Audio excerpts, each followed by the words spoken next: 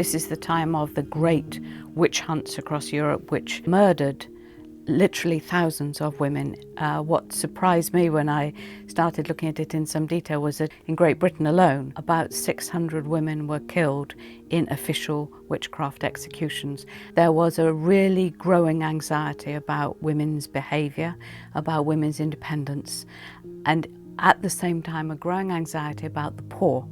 But what had happened was that in the old days, before the Elizabethan Poor Law, the arrangement was that if you were a poor person living outside a relatively wealthy person's gate in the same village, in the same community, if you fell on hard times, you could go round to them and say, I don't have any food for my children, can I borrow a jug of milk? And they would by and large say yes. The Elizabethan Poor Law came in because of people feeling that this was becoming too costly, and also because of a feeling that the poor had to be regulated and contained. And some of this is very familiar to us in England today.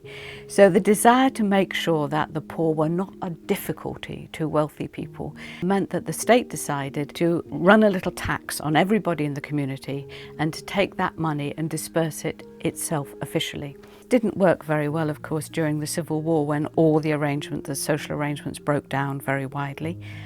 A lot of women were widowed and left with young children and left without means of supporting themselves.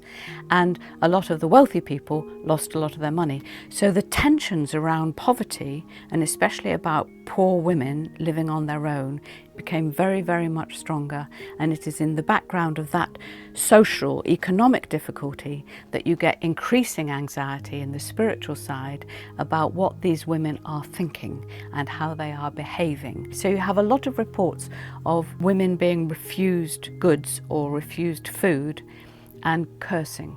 So when they turn away from the kitchen door where they've just been told that they can't have a basket full of apples when there are apples on the tree in the orchard, and they turn away and they say, well, that's not much of a household, that in itself is interpreted as them cursing. And then when the cow dies the next day, people make the connection between the one thing and the other. What people like to do when they're frightened and when their society is in deep change is to scapegoat. And we see that in our society today. So you start looking at a group of people and you say they are probably the reason for all of these difficulties, and the turning against them can become fatal.